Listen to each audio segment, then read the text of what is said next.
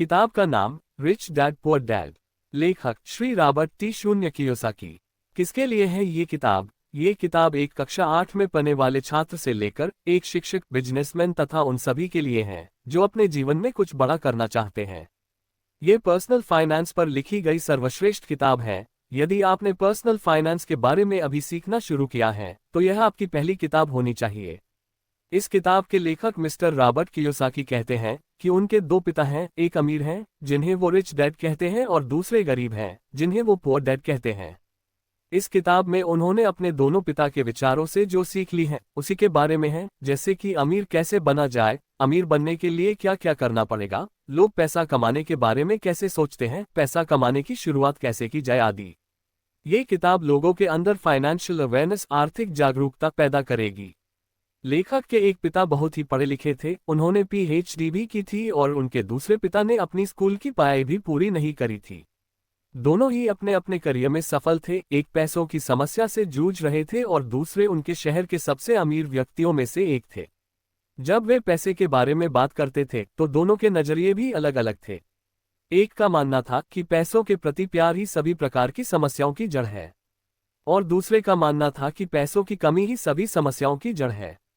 अब लेखक के बचपन में उनके सामने सबसे बड़ी दुविधा ये थी कि वह किसकी सुने, अपने रिच डैड की या पुअर डैड की, क्योंकि पैसों के बारे में दोनों के नजरिए पूरी तरह से अलग थे। हालांकि लेखक के दोनों पिता ही लेखक की भलाई चाहते थे।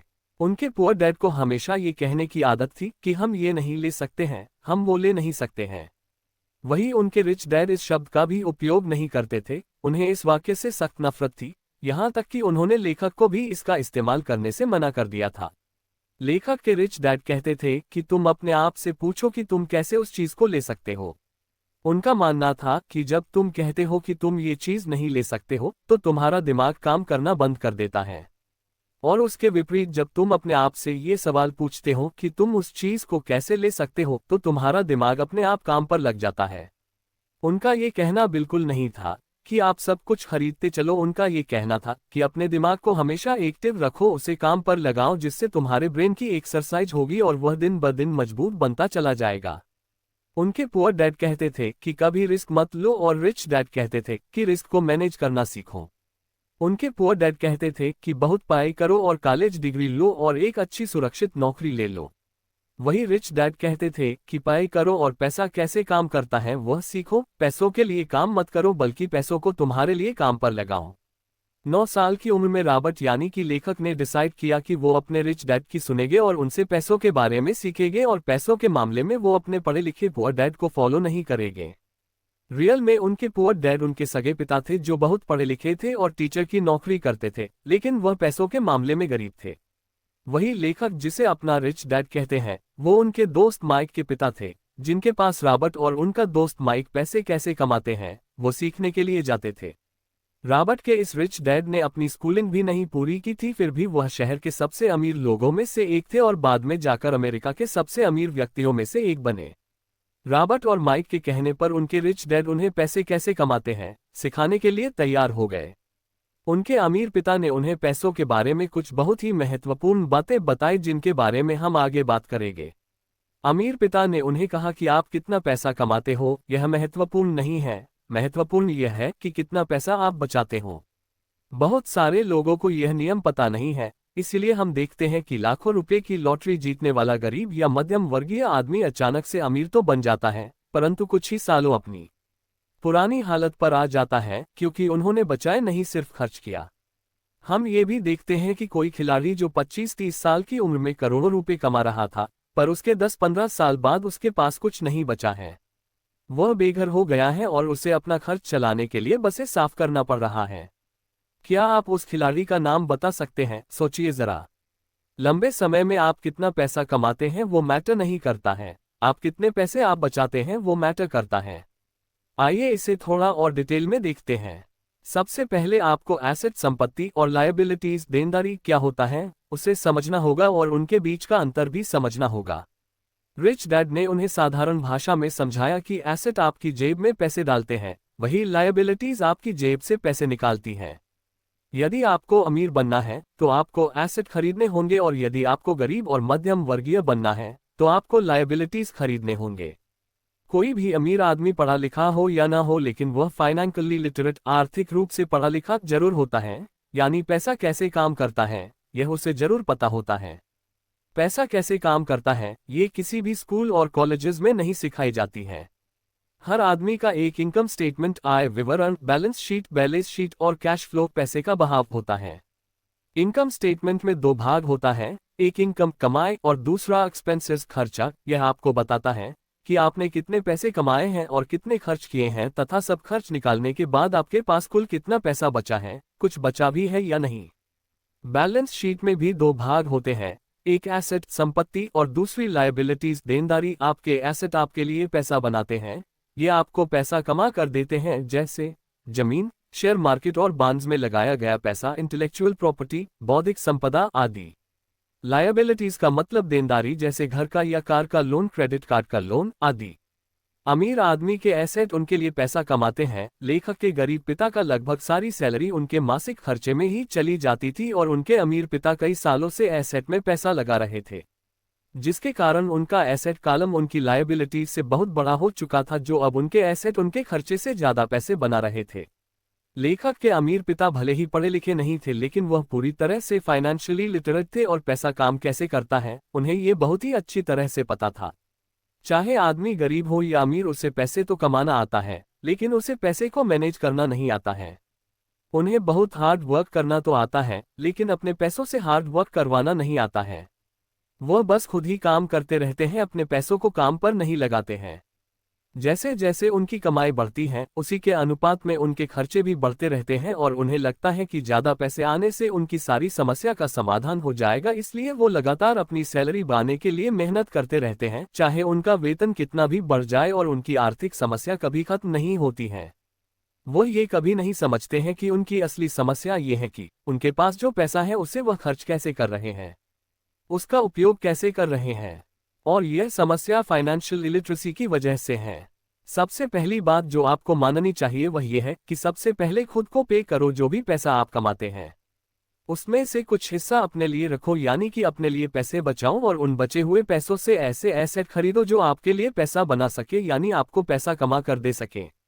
अमीर और गरीब लोगों में सबसे बड़ा अंतर यह होता है कि गरीब लोग पहले सब पैसे खर्च कर लेते हैं, फिर आखिर में अपने लिए रखने का सोचते हैं, जिसकी वजह से ज्यादातर समय वह अपने लिए कुछ भी नहीं बचा पाते हैं और अंत में न ही वह उसे किसी एसेट में निवेश कर पाते हैं। वही अमीर लोग सबसे पहले अपने लिए पैसे बचाते हैं और उसके बाद अपने खर्चे करते हैं। ये करने के लिए बहुत ही प्रयास और सेल्फ डिसिप्लिन की जरूरत पड़ती है। कई बार आपके सामने कुछ आर्थिक समस्या आएगी, फिर भी आपको सबसे पहले खुद को ही पे करना है और उसे बचाना है। जब आप अपने ऊपर सेल्फ डिसिप्लिन करना सीख जाएंगे तो समझ लीजिए कि आपने अमीर बनने की तरफ अपना पहला कदम बढ़ा लिया है। जैसे जैसे आप अपने लिए पैसे बचाकर उसे एसेट में निवेश करेंगे, वैसे वैसे आपकी कमाई के स्रोत बढ़ते जाएंगे। खुद को पहले पे करने वाले आदमी के एसेट का कॉलम कभी बढ़ चुका है, जिससे वह अपने अन्य खर्चे देखता है और उसमें जो बचता है उससे वह फिर से एसेट में ही निवेश करता है, ताकि उसे अपने वेतन पर ही पूरी तरह से निर्भर न रहना पड़े। वहीं पर पहले खर्च करने वाले आदमी की सारी सैलरी उसके खर्च में ही निकल जाती है और उसके पास न के बराबर पैसे बचते हैं या नहीं बचते हैं, जिससे वह अपने एसेट कॉलम को नहीं भर पाता है। यहाँ सबसे महत्वपूर्ण बात यह निकल कर आती है कि अमीर लोग सबसे पहले एसेट वाले कॉलम पर फोकस करते हैं और गरीब लोग इनकम स्टेटमेंट पर फोकस करते हैं। अमीर लोग अपना पैसा को बिजनेस, शेयर, सरकारी बॉन्ड और रियल एस्टेट में निवेश करते हैं। वह कई और जगह भी पैसा लगाते हैं जहां से उन्हें एक रेगुलर इनकम मिलती रहे। उनका यह निवेश उनके लिए एसेट है जो उनके लिए पैसा कमाते हैं। जो एसेट आपको पसंद है, आपको उनमें निवेश करना चाहिए। आपको ये पता करना चाहिए कि कौन कौन से एसेट की श्रेणियां आपको अच्छी लगती हैं। उसके बारे में बहुत ही गहराई में जाकर अध्ययन करना चाहिए, जानकारी लेनी चाहिए, जैसे वह आगे आने वाले समय में किस प्रकार का आपको मुनाफा दिलाएगी, उस एसेट से कोई अन्य स्रोत भी बन पाएगा या नहीं। लेखक को बिल्डिंग और जमीनें बहुत पसंद हैं, इसके अलावा उन्हें इसकी गहरी समझ भी है, इसलिए वो इसमें ज़्यादा से ज़्यादा निवेश करते हैं। उन्हें छोटी कंपनियों में भी काफ़ी जांच परख करके निवेश करना पसंद है। यहाँ पर एक और महत्वपूर्ण बात यह है कि अमीर लोग महंगे बंगले, आभूषण, बड़ी गाड़ी आदि लग्जरी की चीज़ें आखिर में खरीदते हैं। सबसे पहले वो एसेट्स खरीदते हैं जहाँ से उन्हें कमाई होती है। और इसी जगह पर गरीब और मध्यम वर्ग के लोग लग्जरी चीजें पहले खरीदते हैं। अमीर लोग सबसे पहले अपना एसेट का कॉलम मजबूत करते हैं, फिर उस एसेट से मिलने वाली कमाई से वह अपने लिए लग्जरी का सामान खरीदते हैं। अगर उन्हें कोई महंगी चीज खरीदनी है तो वह पहले सोचते हैं किस तरह से अपने एसेट कॉलम को मजबूत किया जा सकता है, जिससे एसेट से मिलने वाली कमाई बढ़ेगी और उस कमाई से वह उस महंगी चीज को खरीदेंगे। वह लगातार अपने दिमाग का उपयोग करते हैं, उससे एक्सरसाइज करवाते हैं, जिससे उन्हें पैसे कमाने के नए नए विचार मिलते रहते हैं। इस तरह वह लग्जरी का सामान खरीदने से पहले वह अपनी कमाई तथा उसके स्रोत बनाने के बारे में पहले सोचते हैं। वहीं पर अन्य लोगों का एक ही कमाई का स्रोत होता है, वह है नौकरी, और जब वह कोई लग्जरी का सामान खरीदते हैं तो उनका पूरी आर्थिक स्थिति बिगड़ जाती है। जिन गरीब या मध्यम वर्गीय लोगों की लॉटरी लगती है वह भी अपनी एसेट पर निवेश करने के बजाय खर्च बढ़ाते जाते हैं। इस तरह कुछ साल के बाद फिर से अपनी पुरानी आर्थिक स्थिति पर आ जाते हैं। यहाँ पर इनकम समस्या नहीं है, समस्या ये है कि उसका प्रबंधन यानी मैनेजमेंट, यानी कि आप किस तरह आप उन पैसों का उपयोग कर रहे हैं।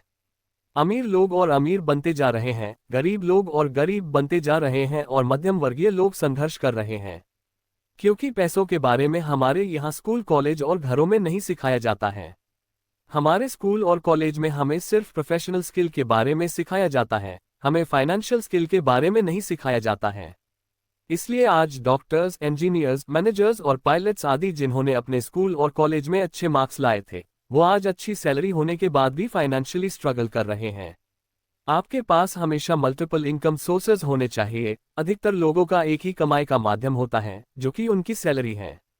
वह कहते हैं कि वह बहुत सुरक्षित जीना चाहते हैं, इसलिए वह अपनी सैलरी पर ही निर्भर रहते हैं। पर वह ये नहीं समझ पाते हैं कि एक ही कमाई के स्रोत पर निर्भर रहना कितना बड़ा जोखिम है। इनकम सोर्स 3 प्रकार का होता है।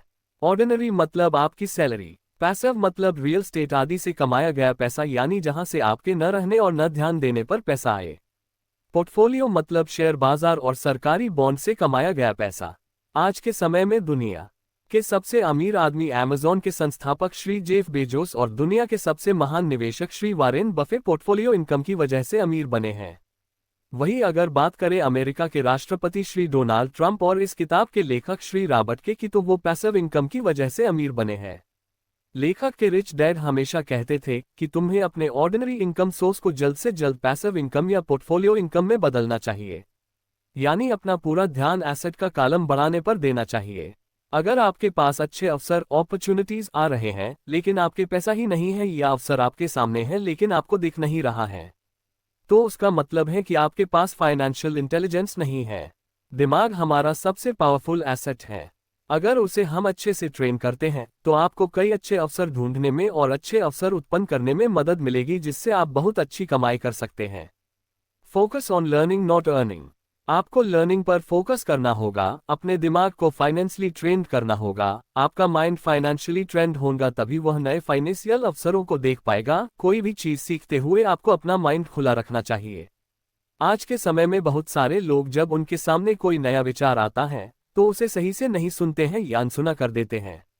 वहीं पर जो सही में बुद्धिमान होते हैं वह नए विचारों का खुले मन से स्वागत करते हैं, उसे तुरंत नोट कर लेते हैं। वह बोलने से ज्यादा सुनने पर फोकस करते हैं। आज के समय में जो अलग अलग एसेट्स हैं, जैसे कि जमीन, शेयर बाजार, सरकारी बॉन्ड, नए बिजनेस आदि, आपको किसी में भी निवेश करने से पहले अपना दिमाग खुला रखकर उसका अध्ययन, स्टडी करना होगा। जो लोग लर्न की जगह अर्न पर फोकस करते हैं वह पैसा तो कमाते हैं लेकिन उसे अच्छे से मैनेज नहीं कर पाते हैं, फिर आगे चलाकर किसी न किसी फाइनेंशियल समस्या में फंसते रहते हैं। फाइनेंशियल नॉलेज न होने की वजह से लोग अपने आसपास चल रही जल्दी से अमीर बनने वाली किसी योजना में किसी के कहने पर पैसा लगा देते हैं, फिर उसके बाद वह कंपनी उनका पैसा लेकर भाग जाती है। इसीलिए लेखक के रिच डैड ने उनसे कहा कि पहले लर्निंग पर ध्यान देना चाहिए, बाद में अर्निंग पर। फाइनेंशियल लर्निंग आजीवन चलने वाली प्रक्रिया है। जब भी तुमसे गलती होगी तो तुम उससे सीखो और अगले समय वह गलती न करो। गलतियों से बिल्कुल न डरो। जब कोई जीतने के लिए खेलता है तो उससे गलतियां होती हैं, लेकिन सबसे महत्वपूर्ण है कि उस गलती से सीखकर आगे अच्छा करना। रिच डैड ने लेखक को रिस्क मैनेजमेंट, जोखिम प्रबंधन सीखने को कहा। इस संदर्भ में मिस्टर वॉरेन बफेट ने कहा है कि risk comes from not knowing what you are doing. आप क्या कर रहे हैं, यदि आपको वह पता नहीं है तो वह जोखिम है। यदि आप गाड़ी चला रहे हैं और आपको गाड़ी चलाना ही नहीं आता है तो वह रिस्क है। इसको कम करने के लिए पहले आपको गाड़ी चलाना सीखना पड़ेगा। इसी तरह फाइनेंशियल रिस्क को भी फाइनेंशियल ज्ञान और स्किल डेवलप करके कम किया जाता है। इसीलिए किसी भी एसेट में निवेश करने से पहले उसके बारे में सही से जानना और उसके बारे में स्किल होना बहुत जरूरी है। आइए हम आगे देखते हैं कि लेखक ने अपने फाइनेंशियल ज्ञान और स्किल का उपयोग करके कैसे पैसे बनाए। 1989 में रॉबर्ट अमेरिका में जहां रहते थे उसके पास के एक स्थान से गुजर रहे थे। वहां उन्होंने देखा कि वहां के अधिकतर घरों पर सेल के बोर्ड लगे हैं। उस समय अमेरिका में मंदी आ गई थी, शेयर बाजार टूट चुका था तथा वहां की रियल एस्टेट का बाजार भी बहुत ही खराब हालत में था। उन्होंने देखा कि वहां पर एक घर के नोटिस बोर्ड पर बहुत दिनों से सेल का बोर्ड लगा हुआ था। तब वह उस घर के मालिक से मिले। उन्होंने उसके मालिक से पूछा कि यह घर कितने में बेच रहे हो। उसने कहा कि मैंने बहुत दिनों से इस घर को बेचने के लिए बोर्ड लगाया है, लेकिन कोई भी यह घर देखने के लिए और दाम पूछने के लिए नहीं आया, तो आप ही घर देख लो और मुझे इसका दाम बताओ। रॉबर्ट को वह घर बहुत पसंद आया और उन्होंने वह घर $20,000 में खरीद लिया। फिर उसके बाद उन्होंने उस घर में किराएदार रखे। 1-2 साल बाद जब उस स्थान पर रियल एस्टेट का मार्केट बढ़ने लगा तो लोग उस स्थान पर घर खरीदने लगे। उस समय उन्होंने $20,000 में खरीदा घर $95,000 में बेच दिया। यहाँ ध्यान देने वाली बात है कि उन्होंने सिर्फ उस घर के दाम में ही मुनाफा नहीं कमाया बल्कि उसमें किराएदार रखकर भी उससे पैसा बनाया। उसके 1 महीने बाद फिर उन्हें एक अच्छा फ्लैट मिला जिसका मालिक जर्मनी का था। उन्हें उस एरिया के रियल एस्टेट मार्केट के बारे ज्यादा जानकारी नहीं थी, वो बस उस फ्लैट को जल्द से जल्द बेचकर जर्मनी जाना चाहते थे।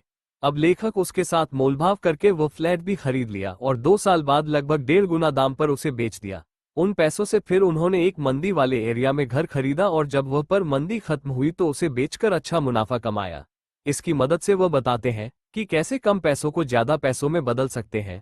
उसके लिए आपके पास उस एसेट से जुड़ा आर्थिक ज्ञान होना चाहिए, तभी आप अच्छे अवसर ढूंढ पाएंगे। लेखक को रियल एस्टेट की जमीन, घर और छोटी कंपनी में निवेश करने में दिलचस्पी इंटरेस्ट है, इसलिए वो उसके बारे में ज्ञान इकट्ठा करते हैं, फिर अच्छे अवसर तलाशते हैं।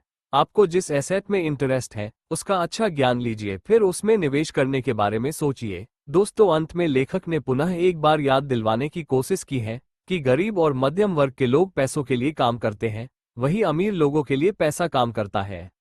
अमीर लोग अपने एसेट कॉलम को बढ़ाने में लगे रहते हैं। उन्हें उससे जो मुनाफा मिलता है उसे वो वापस वही और पुनः निवेश करते हैं। इस तरह उनका पैसा उनके लिए लगातार काम करता है।